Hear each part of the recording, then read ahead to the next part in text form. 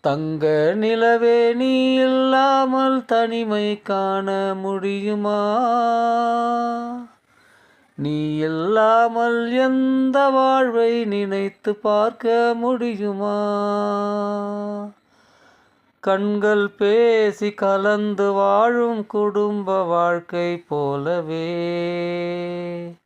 கனிவு பொங்கும் கவிதை ஒன்றை உலகில் காண முடியுமா? கண்கள் பேசி கலந்து வாழும் குடும்ப வாழ்க்கை போலவே கனிவு பொங்கும் கவிதை ஒன்றை உலகில் காண முடியுமா?